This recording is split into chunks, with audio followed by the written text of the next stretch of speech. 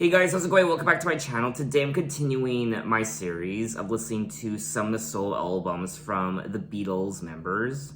George Harrison, Ringo Starr, Paul McCartney, and John Lennon. And in today's video, I will be checking out George Harrison's third studio album from 1970 called All Things Must Pass, which was his first solo work post-Beatles breakup. The album reflects the influence of George's musical activities with artists such as Bob Dylan, the band, Delaney and Bonnie and Friends, and Billy Preston during 1968 to 1970, and also his growth as an artist beyond his supporting role to former bandmates John Lennon and Paul McCartney. The album also introduces George's signature slide guitar sound and the spiritual themes present throughout his subsequent solo work. Now, the album cover shows George surrounded by 4 garden gnomes as a statement on his independence from the Beatles. Now, it looks like this album is a very, very big deal because it ranked 79th on Times' list of the 100 best albums of all time in 1993, while Rolling Stone placed it 368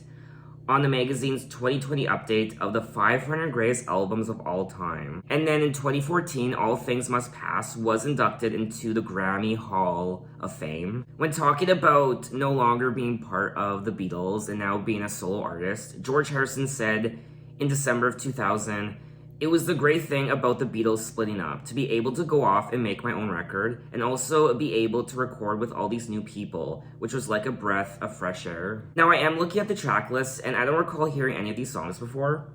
And the album is also quite lengthy. There are 23 tracks I'll be checking out, for a total of 1 hour and 45 minutes. It looks like this album was split into, I guess, 6 sides. Sides 1 and 2, 3 and 4. But there's also sides 5 and 6 called Apple Jam. Sides 1 and 2 were combined as tracks 1 through 9. And then sides 3 and 4 were combined as tracks 1 through 9, followed by the recorded Apple Jam tracks. I'm curious to know if some of these tracks are purely instrumental, or if all of them have lyrics and vocals. But I guess I will soon find out. I have a lot to listen to, so let's dive right into it with track 1, I'd Have You Anytime.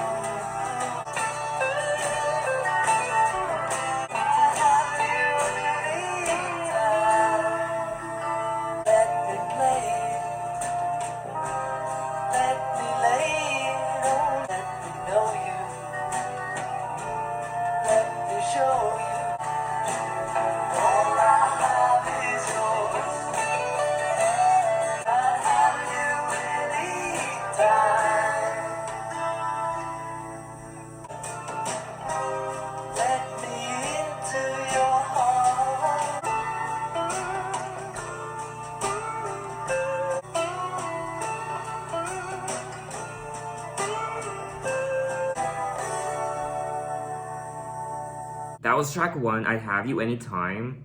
And what a gorgeous track, honestly. I mean, the overall ambience of this track, I loved the energy of this track. The instrumental, it was so calming and relaxing to listen to. Let me in here, I know you've been here. Let me into your heart, let me know you. Let me show you. Let me roll it to you. All I have is yours. All you see is mine. I'm glad to hold you in my arms. I would have you anytime. Let me grow upon you. All I have is yours. All you see is mine. Let me into your heart. These lyrics are quite touching. Now, the song was written by both George Harrison and Bob Dylan. The pair wrote the song at Bob's home in Bearsville, near Woodstock in upstate New York in November of 1968. The creation of the song occurred during a period when George had outgrown his role in the Beatles and Bob had withdrawn from the pressures of fame to raise a family. The song is recognized as a statement of friendship between the two musicians, whose meeting from 1964 onwards resulted in changes in musical direction for both Dylan and the Beatles. Oh, so it looks like at one point Bob Dylan was dismissive of the Beatles' album Sgt. Pepper's Lonely Hearts Club Band, but Harrison remained a devoted fan of Dylan's work. It just seemed like a good thing to do, said George Harrison in December of 2000. Maybe subconsciously, I needed a bit of support. I had Eric playing the solo, and Bob had helped me write it. Oh, looks like Eric Clapton was the electric guitar player on this track. And just the overall composition of this track was so beautiful, and this is the sort of music I love listening to. Just the overall vibe of the track. It's so calming and relaxing, like I said already. I will be honest though, when I was listening to this track, I was thinking to myself, this doesn't really sound like an opening track. It really doesn't, at least not for me. But in ways, I like how he opened the album with this track. It's not a track I was expecting, really, to open this album, and I was quite surprised. But anyway, let's move on to track 2, My Sweet Lord.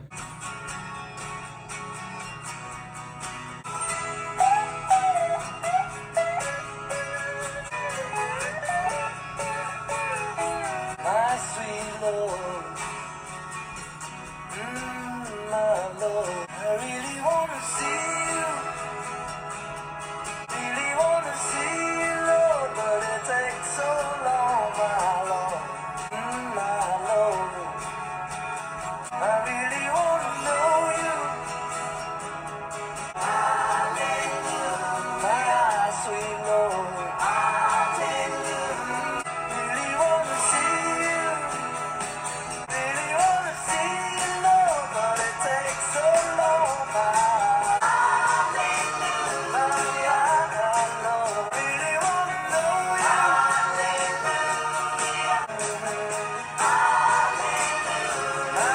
sweet Lord. Really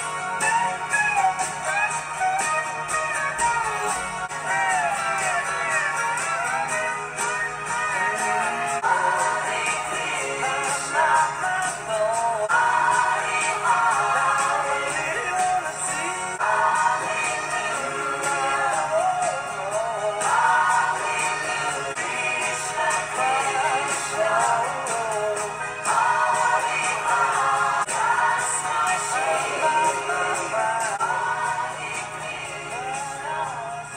That was track 2, My Sweet Lord, and dear God, I simply loved this track just as much as the prior track, I'd Have You Anytime. I really wasn't expecting to love this album as much as I am. I mean, I knew I would probably like it, but I wasn't expecting to love it.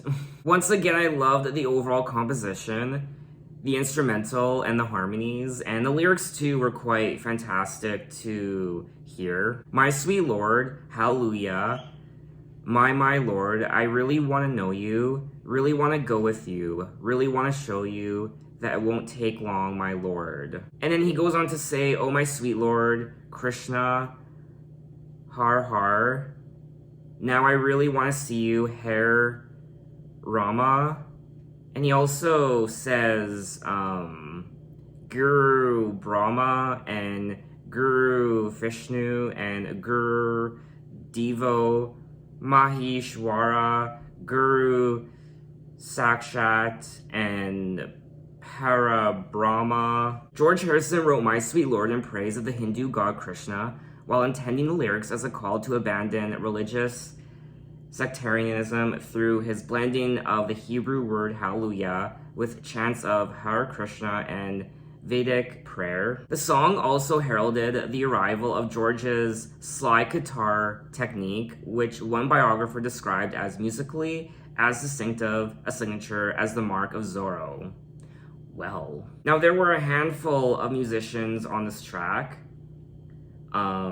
such as Eric Clapton and also Ringo Starr. This song really was a spectacle to listen to, and I really don't have anything negative to say about any of these songs yet. Later in the 1970s, My Sweet Lord was at the center of a heavily publicized copyright infringement suit due to its alleged similarity to the Ronnie Mac song, He's So Fine. George was found to have suspiciously plagiarized the song, a verdict that had repercussions throughout the music industry. The song remains the most popular composition from George's post-Beatles career. It is regarded as one of the greatest songs of all time, according to Rolling Stone.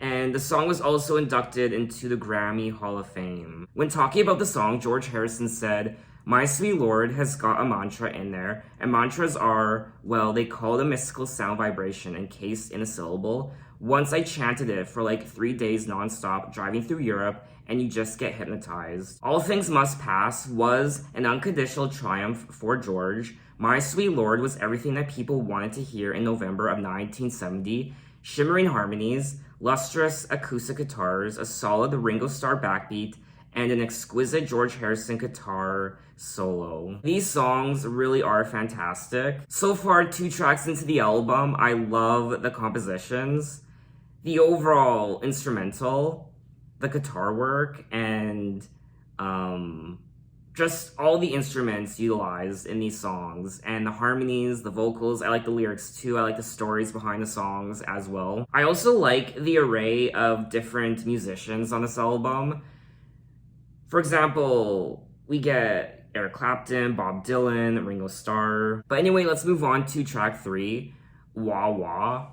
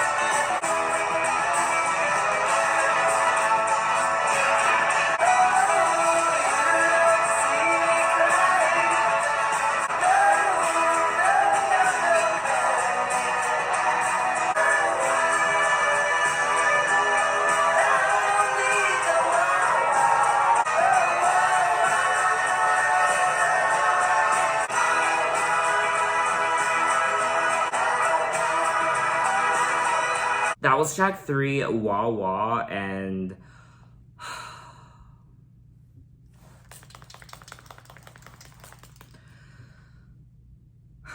I am just absolutely in love with this album. And I just realized halfway through listening to this song that I actually forgot to put my headphones on, which I do every time in one of these videos at the very beginning, and I forgot to do it. I don't know why I forgot. That's so weird. I never forget to put these on at the beginning of my video. Did I hear trumpets on this track? I wasn't expecting to hear horns or trumpets or saxophones on this track. I mean, the overall instrumental on this track was divine, just like the other 2 tracks I listened to. And once again, we get Eric Clapton on electric guitar. And yes, there were the saxophones and trumpets, horn arrangement, and also Ringo Starr was on the drums, of course. Wah wah, you've given me a wah wah, and I'm thinking of you, all the things that we used to do. You made me such a big star, being there at the right time, cheaper than a dime, wah wah. You've given me your wah wah. You don't see me crying, oh, you don't hear me sighing. I don't need no wah wah, and I know how sweet life can be if I keep myself free. I don't need no wah wah. The lyrics reflect George's frustration with the atmosphere in the group, the Beatles at the time, namely Paul McCartney's over-assertiveness and criticism of his guitar playing and John Lennon's lack of engagement with the project and dismissal of Harrison as a songwriter, and Yoko Ono's constant involvement in the band's activities. Music critics and biographers recognize the song as George's statement of personal and artistic freedom from the Beatles. Oh, well, I'm curious to know what John Lennon thought of this song. There was too much restriction in the Beatles, said George Harrison in 2000. It had to self-destruct. I could see a much better time ahead being by myself, away from the band. It was like a straitjacket. When discussing George Harrison's departure from the Beatles, John Lennon said to Paul McCartney, "It's a festering wound. It's only this year that George had realized who he is and all the fucking shit we've done to him. I just got so fed up with the bad vibes," said George Harrison in 1987. Ringo Starr, who had quit the band briefly during the White Album sessions, partly as a result of Paul's rectoring of his drumming, recalled of Harrison's refusal to be dominated by Paul any longer. I thought this was another wonderful track on the album, and I'm also learning quite a bit about George Harrison's perspective on what happened during the fallout of the Beatles, the breakup, and how he felt and what he was going through. It's always nice to hear other people's perspectives when it comes to something like this, because there really are 4 different perspectives of what happened during the breakup of the Beatles. There is George Harrison's perspective, there is Paul McCartney's perspective, there is John Lennon's perspective, there is Ringo Starr's perspective. And this is something I have learned in my life just recently. Never form a complete opinion on something until you hear all sides to a story, until you hear everyone's perspective. People are quick to jump to conclusions after hearing just one person's side to the story, one person's perspective, but if there are multiple people involved, you can't really form a concrete opinion on something until you hear other people's sides to a story or conflict that occurred. But anyway, let's move on to track 4, Isn't It a Pity, version 1. Isn't it a pity how we break each other's hearts, how we take each other's love, forgetting to give back. Some things take so long, it seems we're all the same, and because of all the tears, the beauty that surrounds them.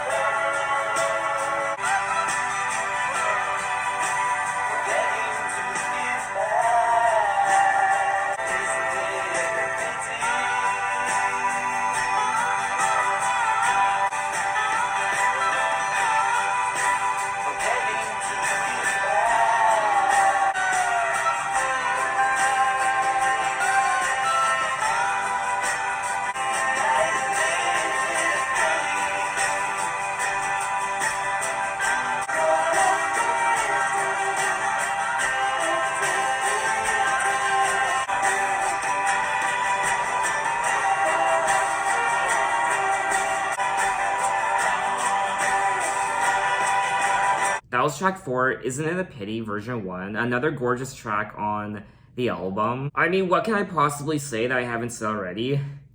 I really liked the strings on this track, which I wasn't expecting to hear. I loved the overall vibe and energy of this track. And of course, the instrumental, all the instruments were fantastic. Isn't it a pity? Now, isn't it a shame how we break each other's hearts and cause each other pain, how we take each other's love without thinking anymore, forgetting to give back. Isn't it a pity some things take so long? But how do I explain when not too many people can see we're all the same? And because of all their tears can't hope to see the beauty that surrounds them. Isn't it a pity how we break each other's hearts and cause each other pain? What a pity. What a pity. Wow, these lyrics they really are quite beautiful, but at the same time, they are quite sad also. George Harrison wrote the song in 1966, but it was rejected for inclusion on releases by the Beatles, which is a shame because this is a very, very good track. Isn't It a Pity has been described as the emotional musical centerpiece of All Things Must Pass, and a poignant reflection on the ending of the Beatles. The song also includes an orchestral and choral arrangement, which I loved. In his 1980 autobiography, George Harrison explains, Isn't It a Pity is about whenever a relationship hits a down point. It was a chance to realize that if I felt somebody had let me down, then there's a good chance I was letting someone else down. His lyrics adopt a non-judgmental tone throughout. Everything about this track was exquisite. And we are 4 tracks into this album, and it's fantastic. Honestly, I mean, I haven't listened to the whole album yet, but I'm getting the feeling that this will probably be one of my favorite solo projects from any of the Beatles. I'm very surprised that some of these songs were rejected by the Beatles. I mean, these songs are better than some of the songs we have heard on some of the Beatles albums. But anyway, let's move on to track 5, What Is Life?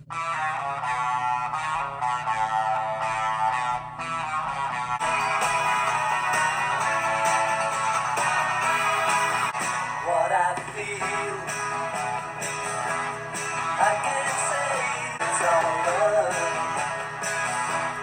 that you need. But tell me what is my life without your love, without you by my side. I can do if it's all love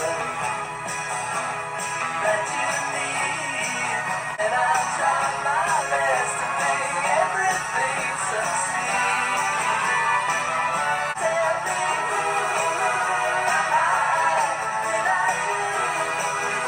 Tell me who am I without you?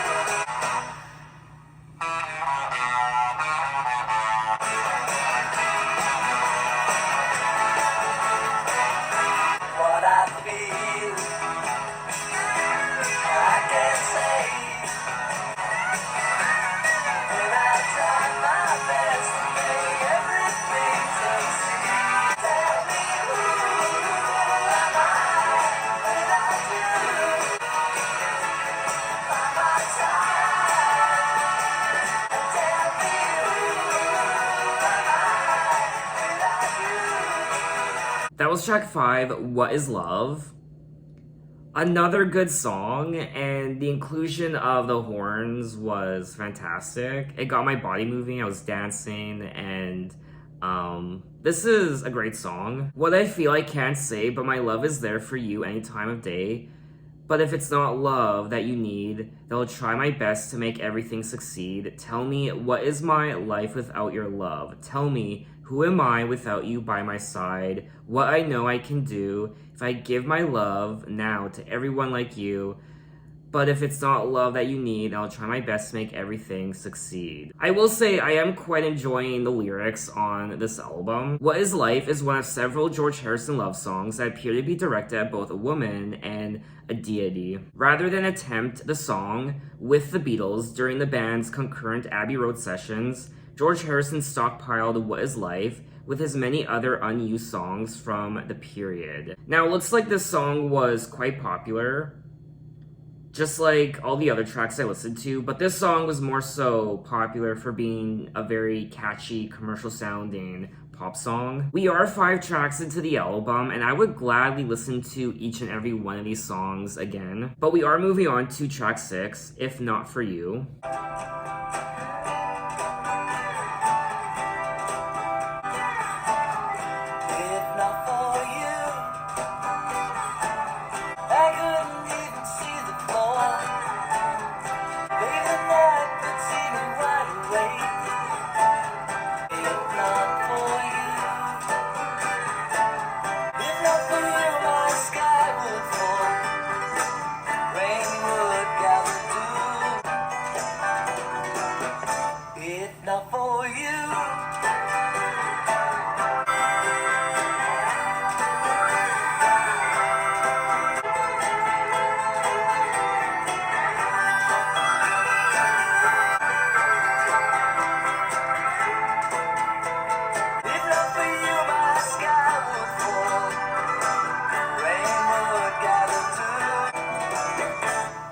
Not for you, not for you.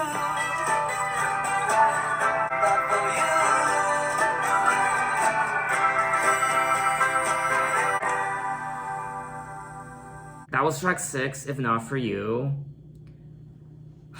You already know what I'm gonna say, honestly. What can I possibly say I haven't said already? I don't know. It's good, it's great. I like the instrumental, I like the composition, I like everything about it. I don't know. I like the song.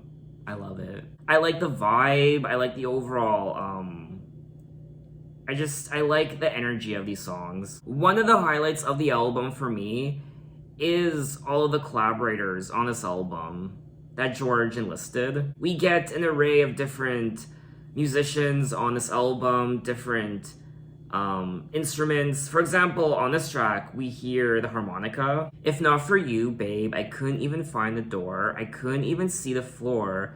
I'd be sad and blue if not for you. If not for you. Babe, the night would see me wide awake. The day would surely have to break. It would not be new if not for you. Rain would gather too. Without your love, I'd be nowhere at all. Wow. The winter would hold no spring. Couldn't hear a robin sing. I just wouldn't have a clue if not for you. Imagine your boyfriend or husband telling you these things. I mean, dear God. I mean, this is so much more beautiful and romantic than any of those lame, corny Hallmark cards you find in the drugstore. You know what? Next time, instead of going out and buying one of those cards, just write something instead. Write something from the heart. It will mean a lot more than just buying a card from a drugstore for $10. Save those $10 and instead write something. Write a poem. It really is very romantic, and you will make her or him swoon. Now, it looks like If Not For You is actually a cover of the Bob Dylan song from his album New Morning in 1970. The song is a love song to Dylan's first wife, Sarah Dillon. He also recorded the song with George Harrison on May 1st, soon after the breakup of the Beatles. I mean, if you know me, you will know that I absolutely love hearing the harmonica in a song. Whenever I hear it, it always just puts a smile on my face. Oh, Olivia Newton-John also had a cover of the song, which I guess was also popular. So it looks like a lot of artists have covered this song, and rightly so, because it's very, very, very romantic and just beautiful. So let's move on to track 7, Behind That Locked Door. Why are you still crying? Please forget those teardrops. Love you are blessed with. Please, please, from behind that locked door.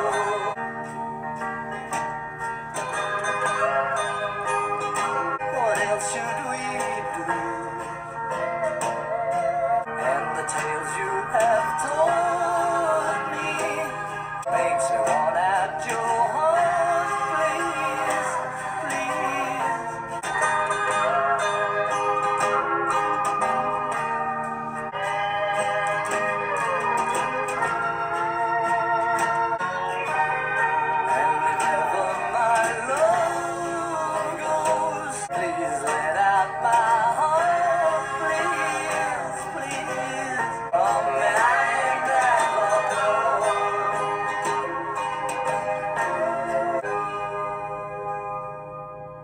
was track 7, Behind That Locked Door, and this is a track I quite liked. What did it for me was the instrumental. There was one instrument in particular that sounded quite interesting. I think it's the pedal steel played by Pete Drake.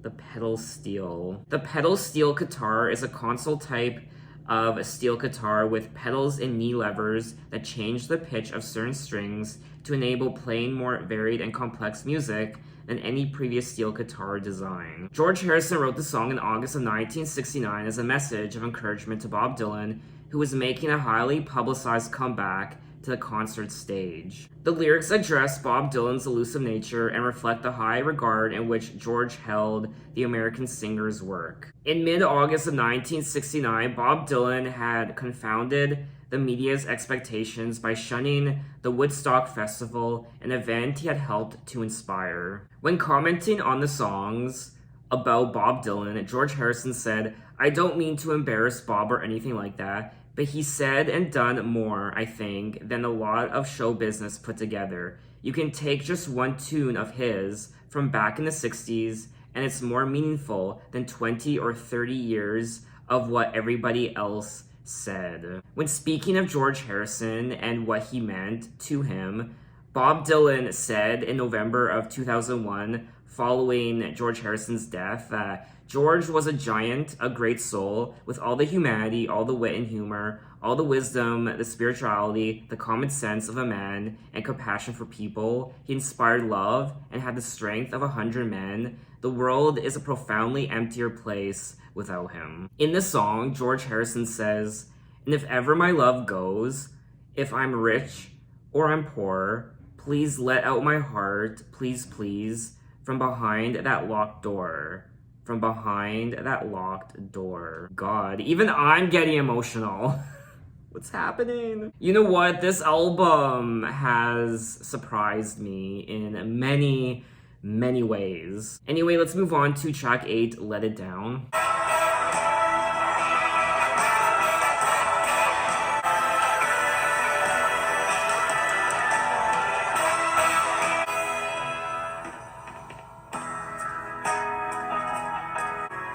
Sitting in another chair, looking like I don't care. I only think I see. Don't be looking at me.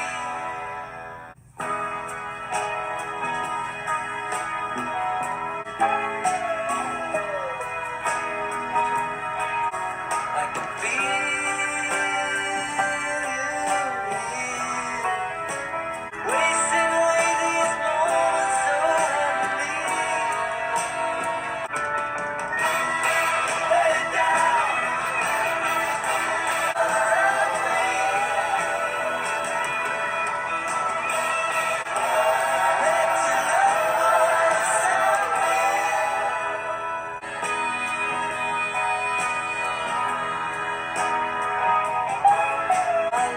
So sweetly and divine.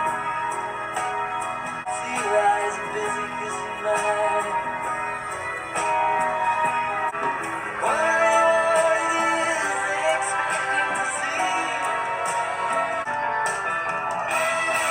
Lay down, lay down. Lay down.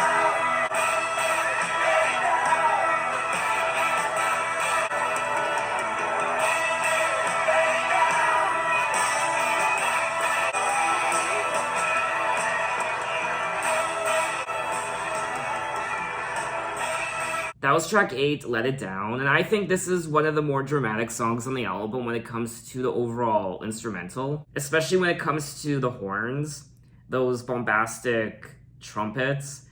It says here that there were saxophones and trumpets, trombone, horn arrangement, a string arrangement, lots of diversity on this track. George Harrison wrote the song in 1968 and offered it to the Beatles for inclusion on what became their Let It Be album. It was one of several George Harrison compositions that were turned down by the band and subsequently found acclaim on his first solo release following their breakup. Though You Sit in Another chair, I can feel you here, looking like I don't care, but I do, hiding it all behind anything I see. Should someone be looking at me while I occupy my mind, I can feel you here. Love to us is so well timed, and I do, wasting away these moments so heavenly. Should someone be looking at me, let it down, let your hair hang all around me. Let your love flow and astound me while you look so sweetly and divine. George Harrison biographers recognize Let It Down as an erotic love song, perhaps written to a woman other than Pattie Boyd, his wife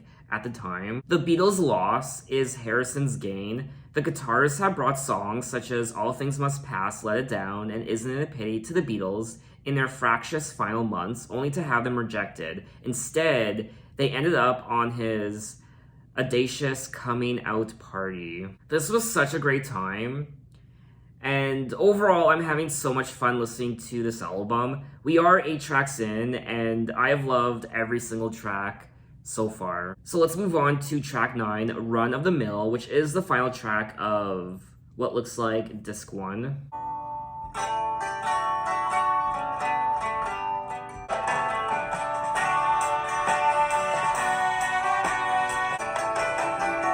Everyone has choice when to and not to raise their voices while feeling that our love's of your concern. No one around you will carry the blame for you. We'll love you today and throw it all away tomorrow when you rise. As the days stand up on end, you got me wondering how I lost your pain.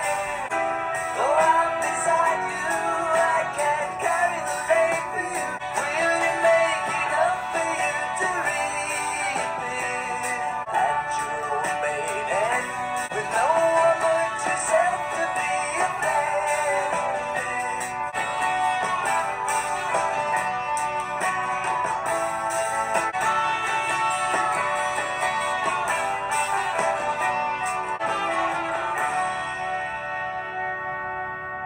That was track 9, Run of the Mill, another great song on the album.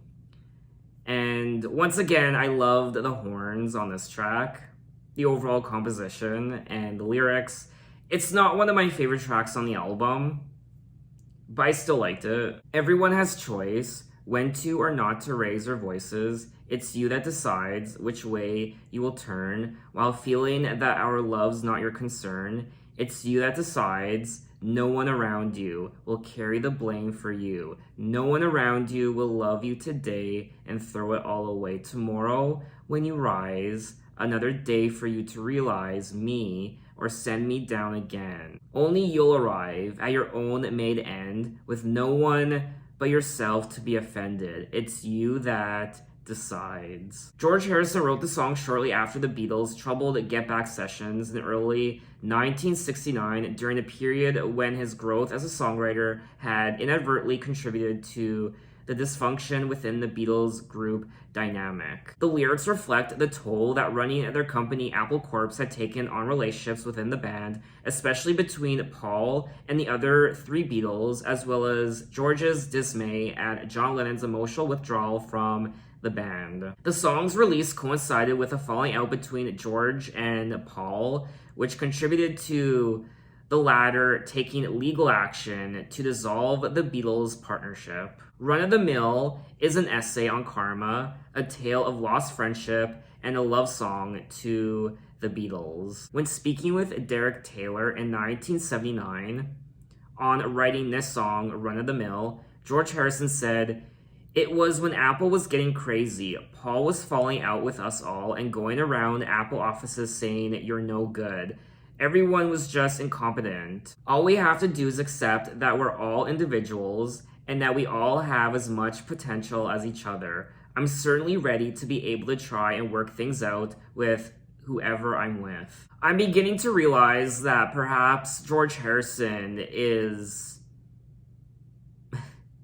the adult of the Beatles when it comes to his maturity. I guess what I'm trying to say is he seems to be the least dramatic one of all the guys. But anyway, we have made it to disc 2 of All Things Must Pass, and there are still 14 tracks I have to listen to.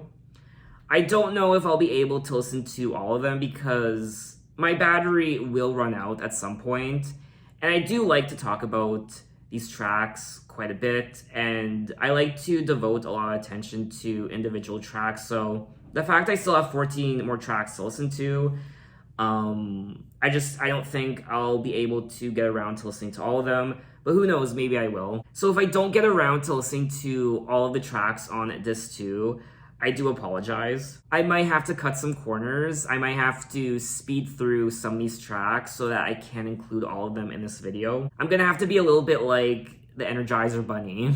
But anyway, let's get into it with track 1 of disc 2, Beware of Darkness.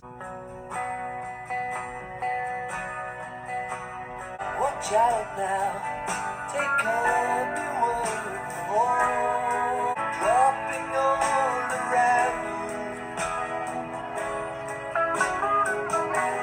Anything to take, beware of darkness.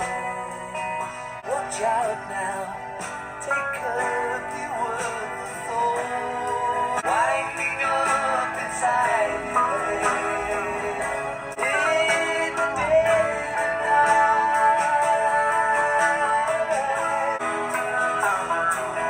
can hurt you. Watch out now, take up your word. So dancing down the sidewalks, wandering aimlessly.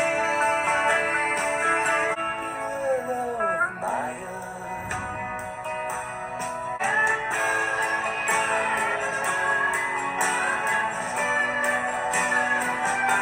Watch out now, take up the word green while weeping at the cedar. Beware of darkness. That was track 1, Beware of Darkness, and this was another solid track on the album. Watch Out Now, Take Care, Beware of Falling Swingers, Dropping All Around You, The Pain That Often Mingles in Your Fingertips, Beware of Darkness, Watch Out Now, Take Care, Beware of the Thoughts That Linger, Winding Up Inside Your Head, The Hopelessness Around You, In the Dead of Night, Beware of Sadness, It Can Hit You, It Can Hurt You, Make You More, and what is more, that is not what you are here for. Watch out now, take care. Beware of greedy leaders, they take you where you should not go, while weeping Atlas cedars. They just want to grow, grow, grow. Beware of darkness. So this does really seem to be like a cautionary tale from George Harrison. The lyrics warn against allowing illusion to get in the way of one's true purpose in life. Several critics recognize the song as one of the best tracks on All Things Must Pass. The song's lyrics reflect the influence of the Radha Krishna temple, whose philosophy holds that spiritual concerns override all material things. The song's lyrics encourage the listener to seek daylight and abundant growth in the matter of an Atlas cedar tree. Wow, these lyrics are very powerful. And like I said already, I really am liking the lyrics on this entire album. It is clear that he has a lot to say, a lot of knowledge and life experience. He wants to caution us and educate us so that we don't make the same mistakes and fall into the same traps that he perhaps did. Beware of Darkness is another track on the album where Eric Clapton was the lead guitarist, and also Ringo Starr played the drums. I also particularly liked his vocals on this track. But anyway, let's move on to track 2, Apple Scruffs.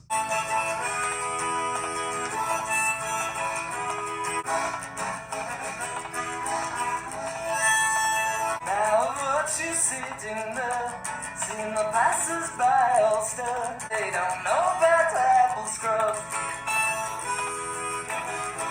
How it's been a long, long time, and how you've been on my mind, my apple scrub. Apple scrubs, how I love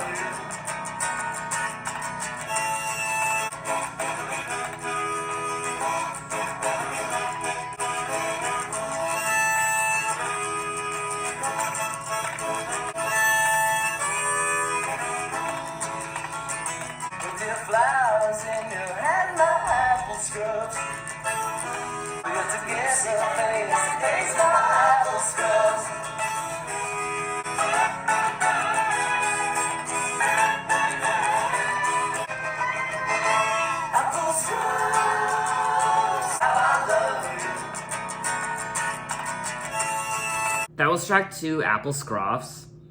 And this was very intriguing. The harmonica was obviously the highlight of this track. Now I've watched you sitting there, seeing the passersby all stare like he had no place to go, but there's so much they don't know about Apple Scruffs. You've been stood around for years, seen my smiles and touched my tears.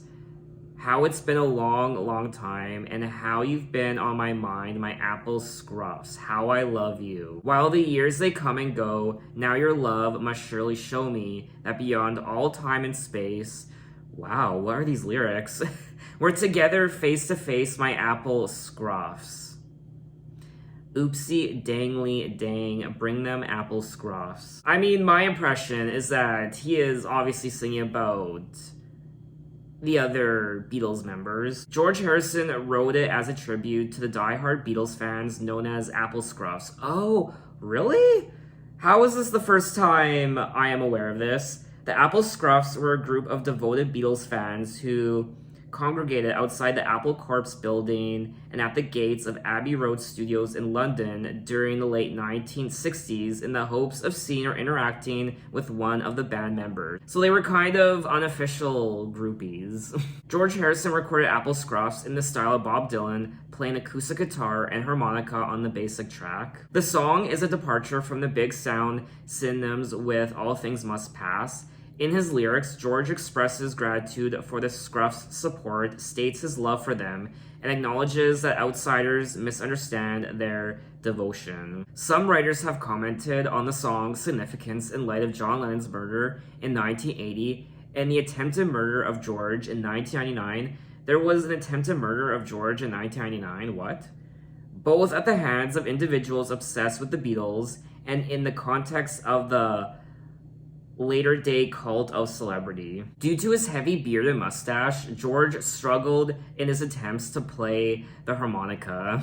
But let's move on to track 3, Ballad of Sir Frankie Crisp, Let It Roll.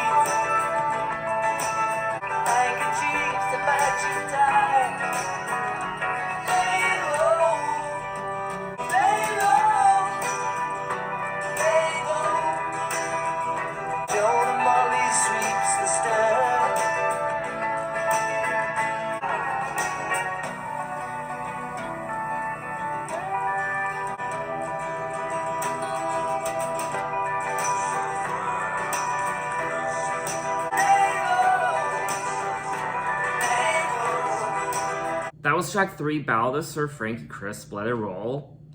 And I just liked the overall vibe of this track, the energy.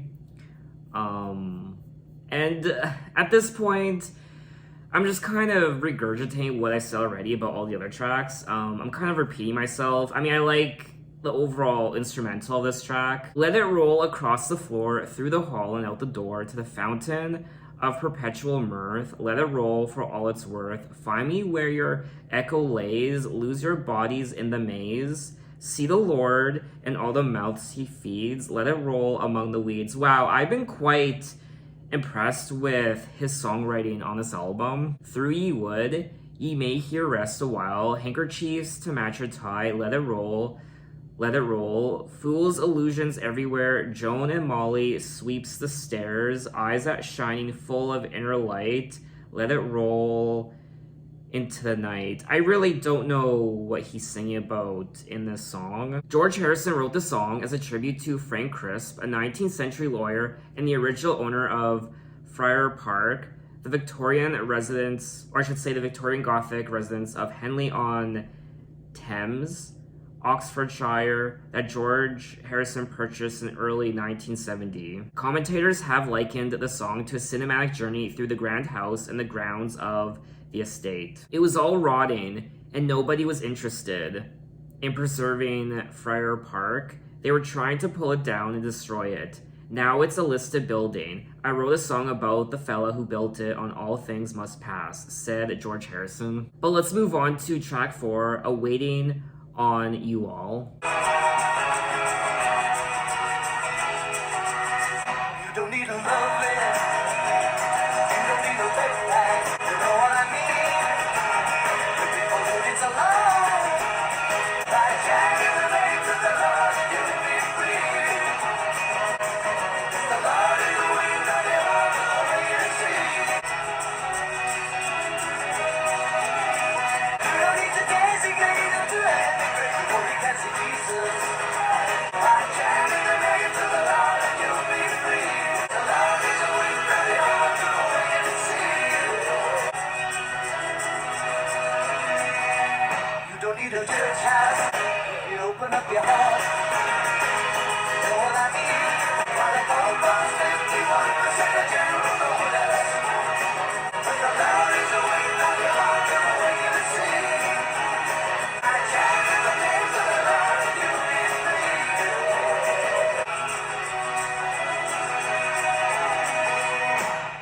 That was track 4, Awaiting on You All, and this was such a catchy track, a catchy little tune, and I liked it. You don't need a lovin', you don't need to bedpan, you don't need a horoscope or a microscope to see the mess that you're in. If you open up your heart, you'll know what I mean. You've been polluted so long, now here's a way for you to get clean. By chanting the names of the Lord, and you'll be free. The Lord is awaiting on you, and all to awaken and see. You don't need no passport. You don't need no visas. You don't need to designate or to immigrate before you can see Jesus. If you open up your heart, you'll see he's right there. He always was and will be. So this song is pretty straightforward. Along with the single My Sweet Lord, it is among the more overtly religious compositions on All Things Must Pass. Musically, the composition reflects George's embracing of the gospel music genre. In the lyrics, George sings about a direct relationship with God over adherence to the tenets of organized religion. Harrison sings of chanting God's name as a means to cleanse and liberate oneself from the impurities of the material world. The song's words explicitly criticize the Pope and the perceived materialism of the Catholic Church. He also questions the validity of John Lennon and Yoko Ono's 1969 campaign for world peace, reflecting a divergence of philosophies between George and his former bandmate after their shared interest in Hindu spirituality in 1967 to 68. The song was also produced by Phil Spector, whose name I have read quite a bit in doing research for this album. But anyway, let's move on to track 5, All Things Must Pass.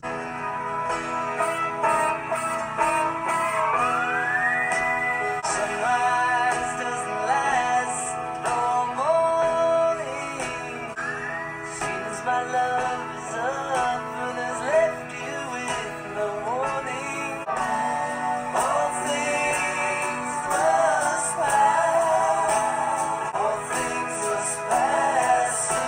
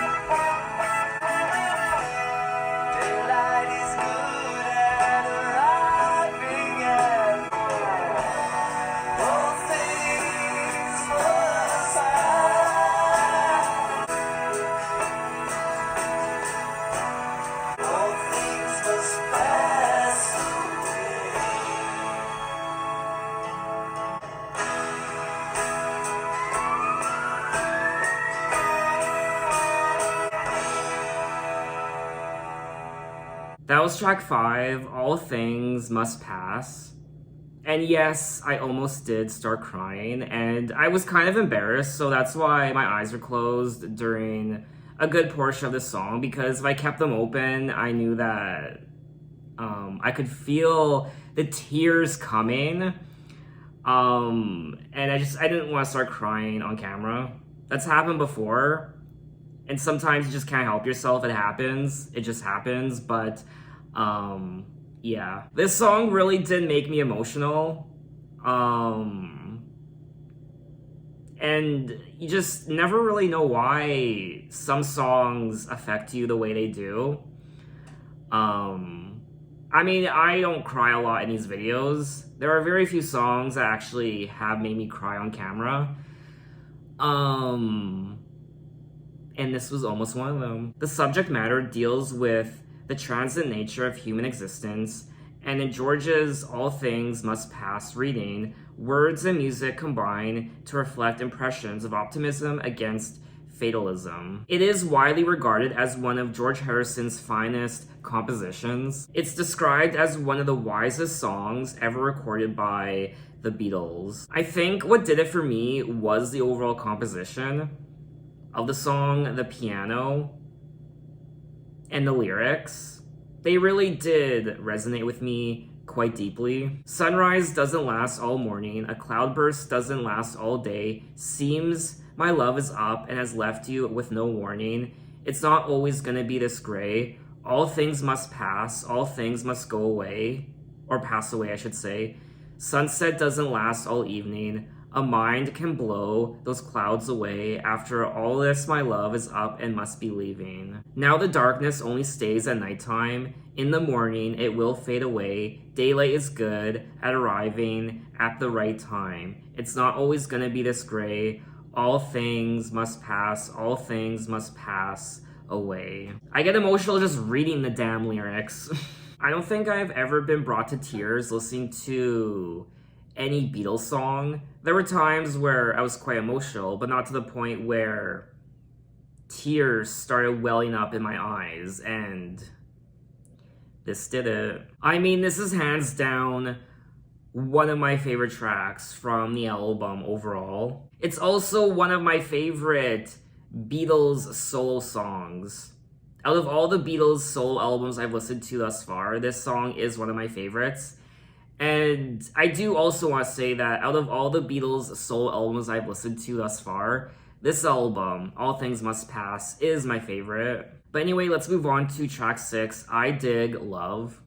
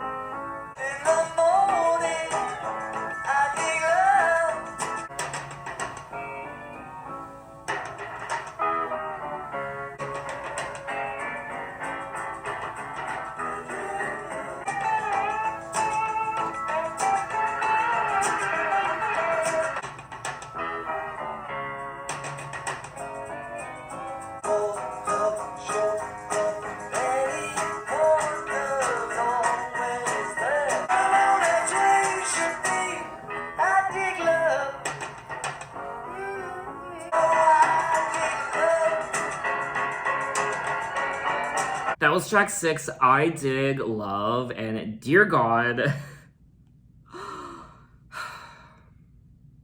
I mean, need I say more? I mean, those riffs, very intriguing, very different, and highly interesting and captivating. I dig love every morning, I dig love every evening, I dig love, and I want you to know I dig love.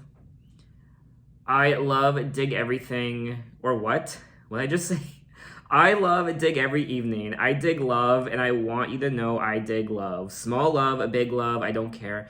You know, guys, I think he digs love. The song is about free love. It marks a departure from the more profound, spiritually oriented subject matter of much of the album. Musically, the song reflects George's early experimentation with slide guitar, a technique that he was introduced to while touring with Delaney and Bonnie and Friends. So I guess this song is a perfect example of the slide guitars, something that George Harrison had become famous for. Now, it looks like there were people who didn't like this song, people calling the lyrics repetitive, and people were bemoaning the overall chord pattern and what have you. But I liked it, and I would listen to it again. Anyway, let's move on to track 7, Art of Dying.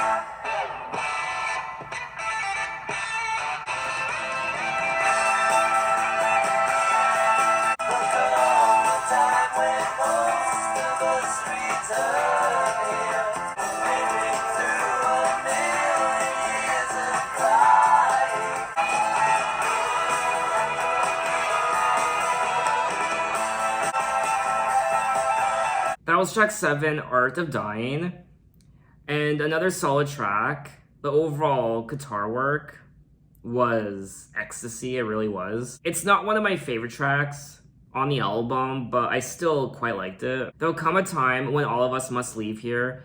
Then nothing Sister Mary can do will keep me here with you. Nothing in this life that I've been trying can equal or surpass the art of dying. Do you believe me? Searching for the truth among the line and answered when you've learned the art of dying. Are you still with me? But if you want it, then you must find it. But when you have it, there will be no need for it. I found the lyrics of this track to be quite intriguing. George Harrison began writing the song in 1966 while still a member of the Beatles and during a period when he had first become enamored with Hindu-aligned spirituality and other aspects of Indian culture. The subject matter is reincarnation and the need to avoid rebirth by limiting actions and thoughts that lead to one soul returning in another earthbound life form.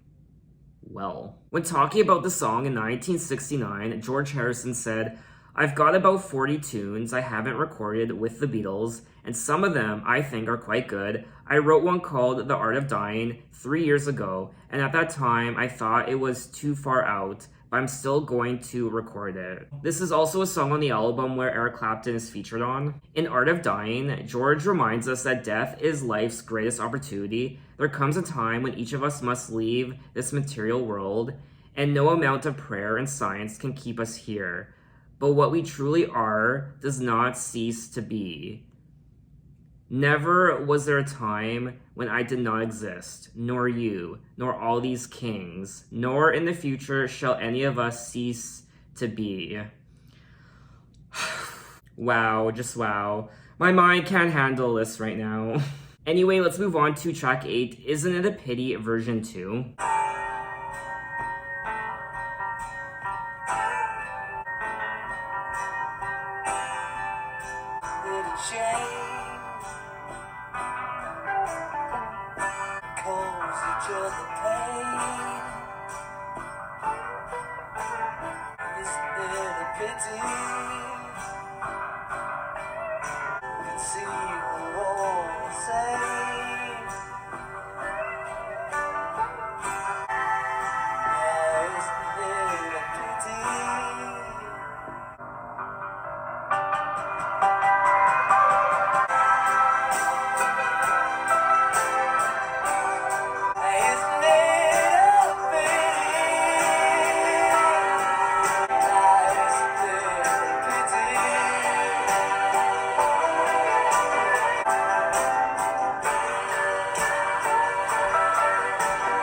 that was version 2 of Isn't It a Pity?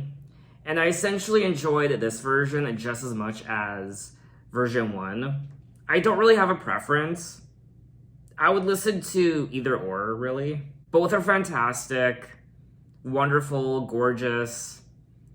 I love everything about it. And yeah, it's great. So let's move on to track 9, Hear Me Lord.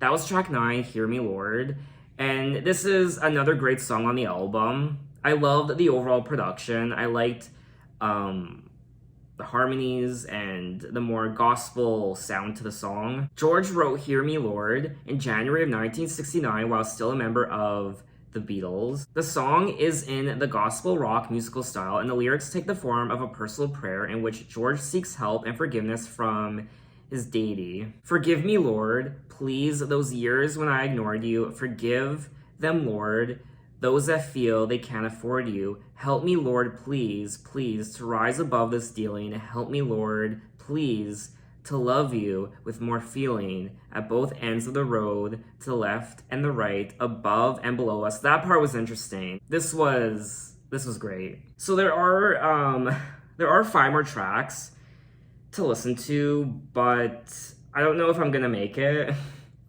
I've already been recording for quite a while, and I've listened to how many songs? 10, 14, 18 songs.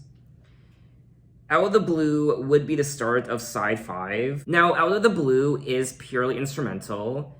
Now, forgive me, but I will be skipping over this track. I will listen to it off camera, but this video has been going on for quite a while now, and I'm running out of time to finish this album, so I am gonna skip over this track, Out of the Blue. I will also skip over Plug Me In, which is another instrumental, and it looks like I Remember Jeep, track 13, is also an instrumental, as is Thanks for the Pepperoni. Thanks for the Pepperoni, that's such an interesting name for a song. I will also skip over It's Johnny's Birthday. This one does have lyrics. I did briefly listen to it. I feel like it's not worth me showing though. So I'm gonna end it there. Hopefully that's okay, but I think I covered all the songs I needed to. So that was All Things Must Pass by George Harrison, the 50th anniversary edition, which means all of these songs are called the 2020 mix. So I listened to the 2020 mix of all of these songs. This was such a fantastic experience, you have no idea. Wow, when I sat down to record this video, I knew that I was expecting to like the album, because generally I do like George Harrison's work when he was part of the Beatles, but I wasn't expecting to just be blown away. I wasn't expecting to love this album as much as I did. This is hands down my favorite solo Beatles project so far, out of all the solo projects I've listened to so far from the 4 guys. And I can also confidently say that this album is a masterpiece. And I don't throw that word around a lot. There are only a handful of albums I've listened to on my channel that I call a masterpiece, but this album is, in my opinion, a masterpiece. There isn't a single bad song on this album. There isn't a single song on here that I thought was just okay. There are obviously songs I prefer more than others, but overall, I would listen to all these songs again. Usually there are at least a couple songs that don't really resonate with me, but to be honest, to be truthful, all of these songs resonate with me, and that is very difficult to do. I also found his songwriting to be quite profound and mature and deep and complex, and he really is a fantastic songwriter. He's probably the most complex songwriter out of all four of the Beatles. He sings a lot about, obviously, love and religion, different religions that he experienced through his life, in particular during his time with the Beatles. He also shuns materialism and embraces religion and love and spirituality and he's a very intellectual person, from my understanding. But not only is he a great songwriter, he's also a great guitar player also, obviously. I learned so much about him, his perspectives on not just the Beatles, but life in general. He also advises and cautions us and tries to help us be better people and make better decisions. He warns us of the darkness and the greed of man and all of these negative things in the world. There were also quite a few collaborations on this album, such as Eric Clapton and Bob Dylan.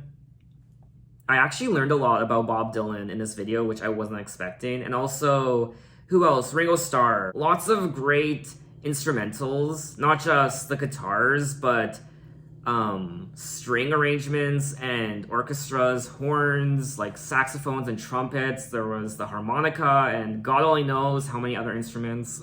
It's a very exciting album to listen to. I wasn't bored for a second. I wasn't disinterested for a second listening to this album. I was engaged the entire time. And his vocals are also quite good. You can hear the passion and emotion in his voice. So everything about this album gets a 10 out of 10 from me. His vocals and the emotion he brings to his singing and the songwriting and the overall compositions and the instrumental, just everything about it. I loved this album so much. Perhaps I'm overreacting. Perhaps some of you think this album is overrated. There were some of you who left comments on some of my prior solo Beatles videos where you said you thought this album was a bit overrated. You don't love it as much as a lot of people do. This really is a dazzling masterpiece, and I would happily listen to it again and again and again and again and again. So I think I said everything I needed to. This was a very long video for me to record. So in my next Beatles solo project video, I will move on to Band on the Run from Paul McCartney and Wings. So look out for that video next time.